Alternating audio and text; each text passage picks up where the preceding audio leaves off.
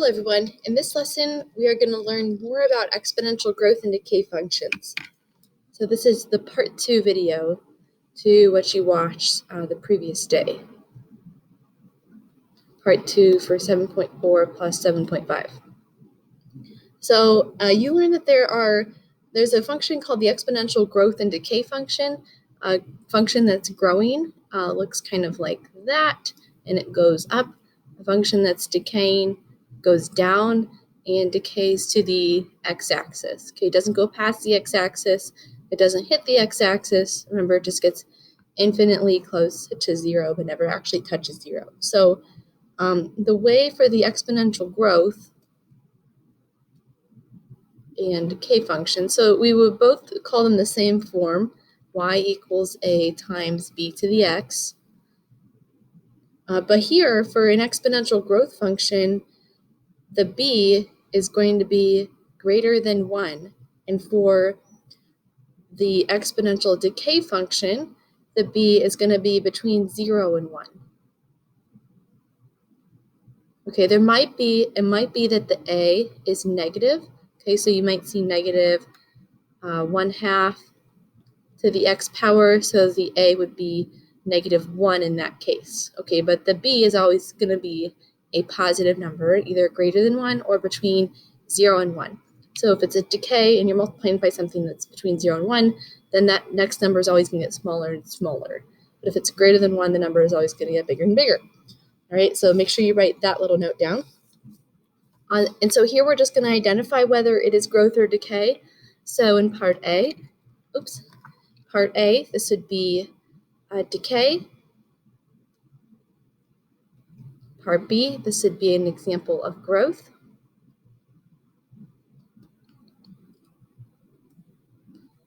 And then for these ones, okay, take a minute to look at these. So decide whether the number in the parentheses is being raised to the power of x is bigger than 1 or if it's between 0 and 1. So for C, this would be growth because 3/2 is 1.5. Although it's still a decimal or a fraction, it's still a fraction that's bigger than 1. And then same for part D, this would be growth. For part E, this would be 2, so this would also be growth. Now, what would be the a value here? It would be 1. Okay, if there's no number in front of the b, the base of the exponent, then that number is just 1. And then for F and G, those are both decay because you got 1/4 and 0.5. So that's decay and decay. Okay, so you maybe think about make 2 examples of your own growth and decay function. Okay, so take a minute to write down your own type of function in the form y equals a times b to the x. So pick any b. It can be positive, negative, a fraction, decimal, whole number, and then pick a b. If it's exponential growth, it'll be greater than 1. If it's decay, it'll be between 0 and 1, a fraction or decimal.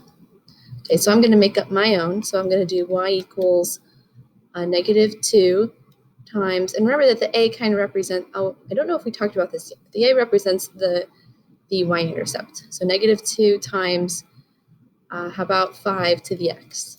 And then here we'll do y equals -2 times 1/5 to the x. So those are my examples. You think of your own. Okay, so next we're going to talk about the parts of an exponential function a little bit closer. So for y equals a times b to the x, for exponential growth, the a is your y-intercept, also known as your initial amount.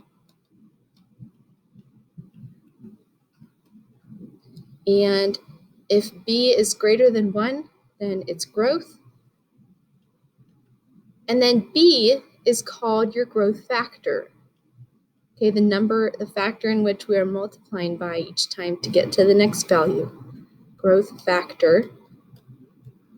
And then we're going to talk about a new type of function. So it's the same thing, y equals a times 1 plus r to the x, where this 1 plus r is b. So b equals 1 plus r. Now the R value tells you the rate at which you're increasing. So what percentage you're increasing. So for example, the 1 represents 100%, so your original amount plus an additional amount. So if your rate, if this number here is 1.2, then the 1 is the 100% and the R is the 0.2%, which represents 20%. So here your rate would be 20% increase. Okay, so here R represents your growth rate. So yes, you would be multiplying each number by 1.2 to get to the next one, but you're only actually growing 0.2, which is 20%. So you're taking 0.2 of the original amount and adding it on to that original amount to get your next amount. So we'll do a lot more examples in just a second. So for decay, it's very similar, except it's 1 minus r. So y equals a times 1 minus r to the x power. Okay, make sure you write all of this down very carefully, where your b is 1 minus r. So you're taking the original 100% amount, but you're subtracting the rate as a decimal. Well, you can think about it as converting it to a percent to find the rate. So if your amount is 0.96, for example, then you would take that 0.96 and subtract it from 1. So what's the difference between 1 and 0.96? It's 0.04, which represents 4%. So your rate of decay would be 4% for that example. Okay, so A is the same. It's the y-intercept. Now, this we're talking about between 0 and 1 for B, so that would be your decay factor.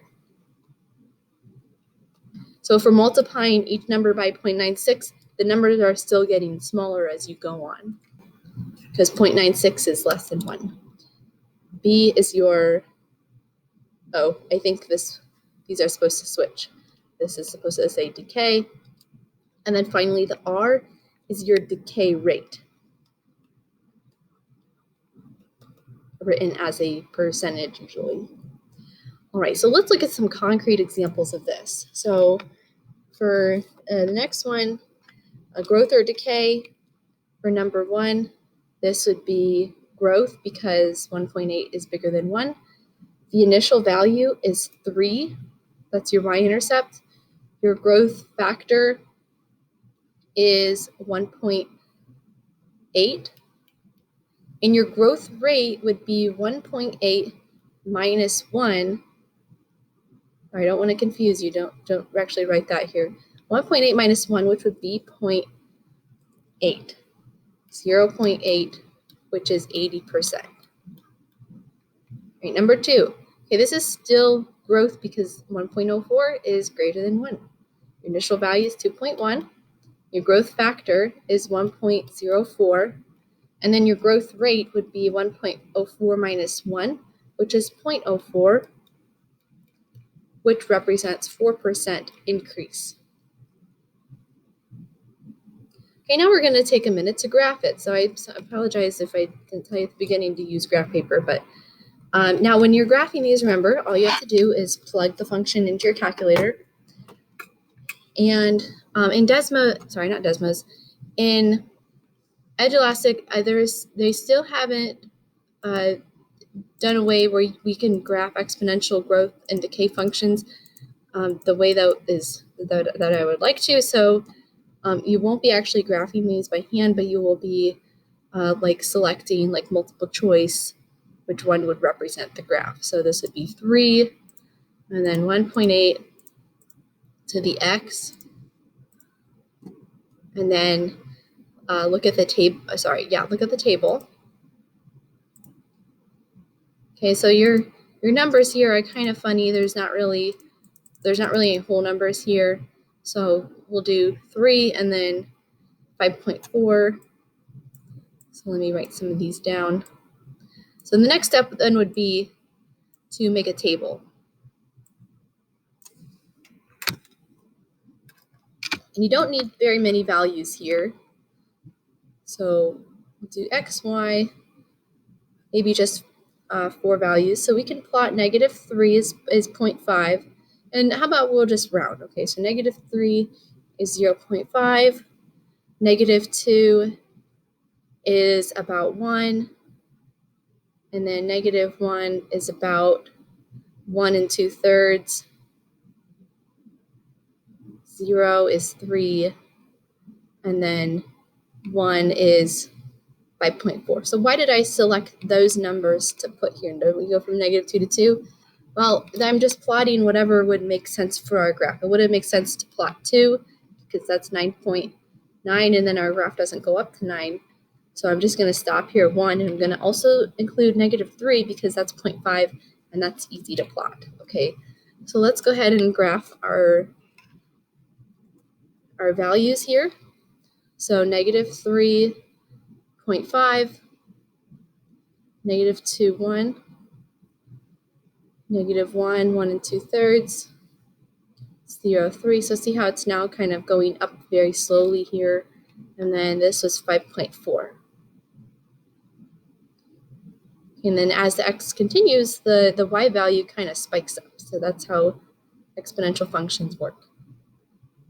All right, so I'm going to draw some arrows at the end. So that's what your graph should look like. All right, let's do the next. Actually, I don't want to make this video too long, so we'll just do one of each growth and decay functions.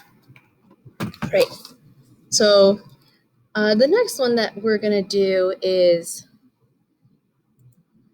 this one here. So 0.3 to the x. So your growth, this would represent decay. Now your initial value, there's no number in front of the 0.3, which means that the initial value is 1. Y-intercept is 1, because if you do 0.3 to the 0 power, you're going to get 1. Anything to the 0 power is 1. So your growth, or your decay factor is 0.3. And now to figure out the decay rate, you subtract 0.3 from 100%, or 30%. Think about 30% from 100%, which would be 70%. So your decay rate of decay is 70%. So it's getting 70% smaller each time if you multiply by 0.3. Okay, so let's put this on the graph. So put it in your y equals first. So 0.3 to the x. You put parentheses around it, but here it's not necessary. Go to your table. So I'm going to include from negative 1 to 1. If I include 2, that doesn't really, 0.09, that's so small. I don't need that. Negative 2 is 11, and we don't have that on the graph. So we'll do negative 1, 0, and 1. So this was 3 1/3. So 3.3 repeating. This was 1, and this is 0.3. So negative 1 is at 3 1/3. 1 1/3.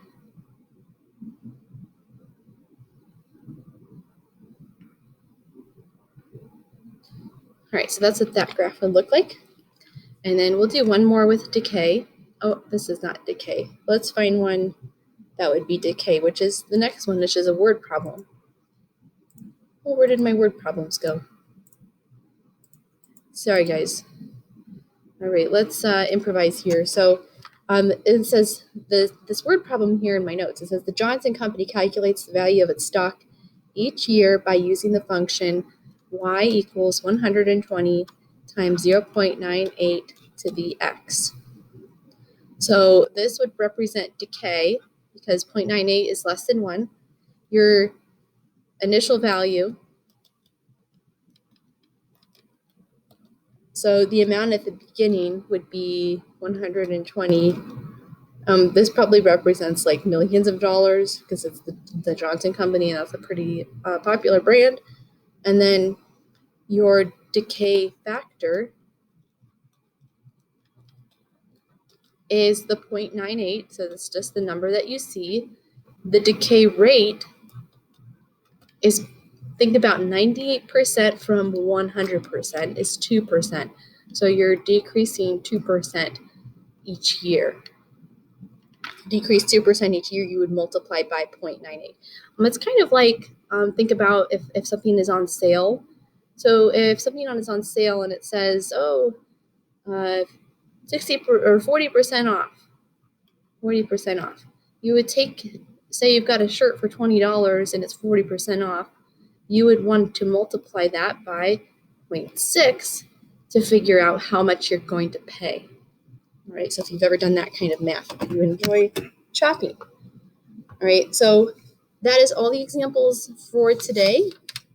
So tomorrow you will do an inelastic related to this with graphing and determining the growth and decay factors and rates. So make sure you've taken good notes over this, and you guys have a great day.